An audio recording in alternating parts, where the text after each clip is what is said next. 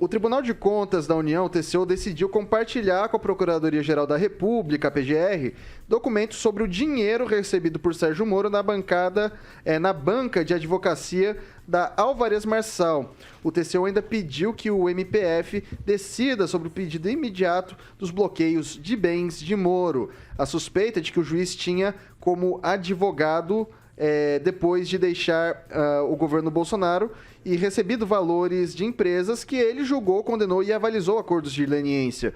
No despacho, o ministro Bruno Dantas afirma que os fatos precisam ser melhor apurados e assevera que a empresa de advocacia não esclareceu se pagou Moro por serviços prestados para empreiteiras julgadas na Lava Jato. E aí, Lanza? Bom, tivemos uma prestação de contas informal, claro, não foi dentro das formalidades, já que o ex-ministro Sérgio Moro hoje não é uma pessoa que trabalha no funcionalismo público, mas pelo próprio contrato assinado já diz bastante coisa que o próprio Moro estava impedido de advogar para as empresas ligadas à Operação Lava Jato, como a Odebrecht, que é cliente da Álvares Marçal. Para poder explicar melhor como funciona a questão da recuperação judicial, quando determinado por juiz, a recuperação judicial a empresa passa a ser administrada por uma outra empresa para poder haver um diálogo entre os credores e o devedor, para que aí sim possa ser sanada a dívida e evitada a falência dessa empresa.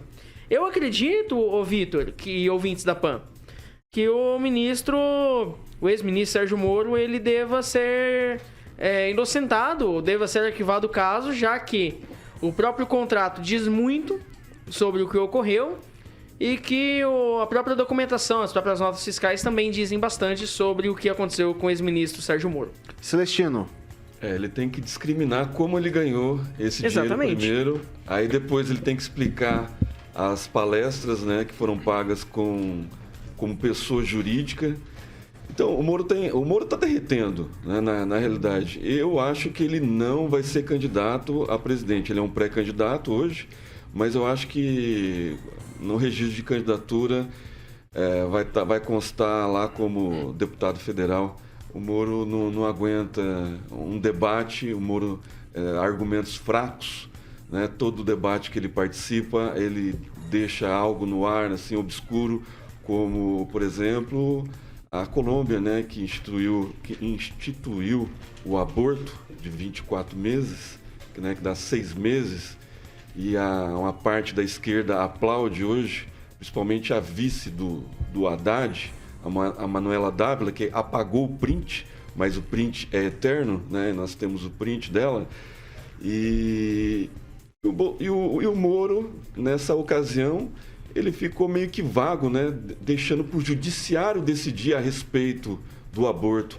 Então eu fico muito preocupado. Eu conheço muita gente que está torcendo para o Moro, está apoiando o Moro, e gente anti-aborto, né? Então, assim, como é que fica esse pessoal agora aqui de Maringá, né, que apoia tanto o Moro com carinho, com respeito, né, xinga a gente pelas redes sociais? Ok. E agora, como é que fica esse anti-abortistas? Vidigal.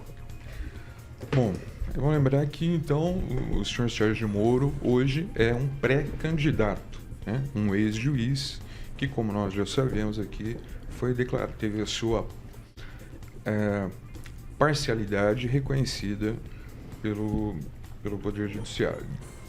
É interessante lembrar também que o juiz Sérgio Moro, na época da Vaza Jato, criou muito essa imagem do combate à corrupção a qualquer custo, né? E agora ele se vê, né, tendo ele trabalhado para uma empresa, um escritório, do qual a Odebrecht, uma das empresas que ele ajudou que passou pela mão dele, é cliente desse escritório que ele trabalhou. Então, ele vai ter agora que prestar mais detalhes sobre isso, sobre essa questão. Então, as pessoas começam a se perguntar se elas não se enganaram, se aquele personagem de combate à corrupção agora ele está exposto, é uma pessoa pública, é um pré-candidato, e como pré-candidato é evidente que vai ter questionamentos de todos os lados. Só para fechar, assim, eu defendo, inclusive para o senhor Sérgio Moro, que ele tenha, dentro do Poder Judiciário, um julgamento justo, diferente. Um julgamento justo, imparcial e dentro do processo democrático, diferente do que ele fez. Ok, vou passar pro Francês. Maringá terá candidato à presidência da República e logo ele terá aí 15% dessas pesquisas eleitorais aí meio fajutas que estão aparecendo. Por falta de fato novo, estão reciclando um fato já foi estudado e ele já foi inocentado, né? E é o cúmulo da maldade achar que ele está recebendo dinheiro de empresas que ele condenou.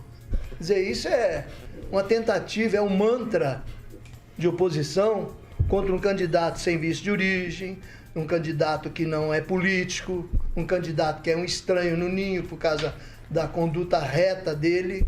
Então, ele é inimigo, todos são inimigos dele, a esquerda, a direita, o juiz lá do Supremo Tribunal de Justiça, enfim, ele é odiado pelos corruptos, mas ele está aí, ele vai vencer essa luta aí.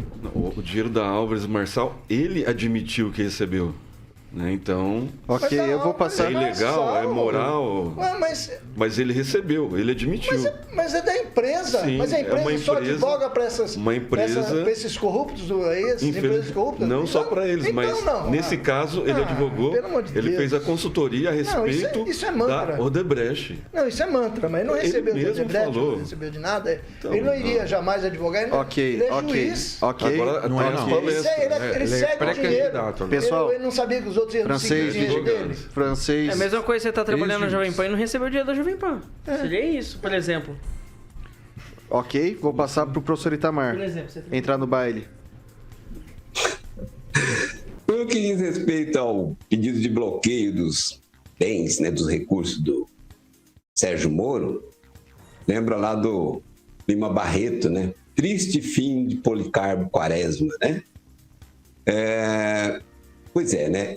O Moro, até citar tem uma referência bíblica que se diz, né? Quem é infiel no pouco, pelo menos a minha mãe falava assim, é infiel no muito, quem é fiel no pouco é fiel no muito, né? Quando ele fez aquele servicinho, né, de mostrar os prints das conversas do seu ex-chefe, né, e também da sua afilhada de casamento, naquele momento ele já demonstrou o caráter que ele tem, né? Então, se ele foi infiel com a sua afilhada, que ele foi na igreja, e ele aí traiu duas vezes, né? Traiu a afilhada e traiu a devoção, o compromisso religioso. O que será depois quem faz uma coisinha dessa, por que não faria uma coisa maior, né? Eu não quero julgar ele, não. Eu acho que ele tá derretendo e ele vai derreter ainda mais pelos seus próprios atos e não por aquilo que a gente vai falar dele, né? Para mim é isso. Ok, eu vou passar. Agora só tá faltando o Rigon. Vai lá, Rigon. Não, eu gostaria, ele tem que explicar o problema dele. Realmente, ele não é funcionário público hoje, é uma coisa, ele não tem obrigação, né? Acredito eu, mas antes dele tem um ranking de perguntas, né? Por exemplo, por que a família Bolsonaro só empregava aparentados como assessores? O uso de só dinheiro em espécie para fazer compras de imóveis. Porque ao longo desses anos todos, calcula-se mais de 27 milhões que foram desviados do erário em rachadinhas. Então tem perguntas antes, mais importantes até, do que essas. Por isso que eu estou falando, ele é funcionário público. Ele é funcionário público. E só para deixar claro, não sou fã do Sérgio Moro, já fui, não sou mais, mas também não é justo falar o que não é verdade. Ele publicou aqui, fez uma publicação dizendo que é contra, sim, a liberação do aborto. Bom, 6 horas e 45 minutos. Repita. 6 e 45. Vai lá, Lanza, rapidinho. Só duas coisas que eu queria esclarecer. A primeira coisa é que eu só citei como exemplo a Rádio Jovem Pan, porque, por exemplo, é a mesma coisa que você trabalhar para uma empresa e não receber essa questão da Álvares e Marçal. Uhum. E segundo, que o Sérgio Moro falou que temos o compromisso de manter a lei atual indicar para o STF magistrados contrários à ampliação por decisão judicial do aborto. Ou seja, obviamente, para quem entende contra o aborto. Ok. Como é em todo o país. Ok.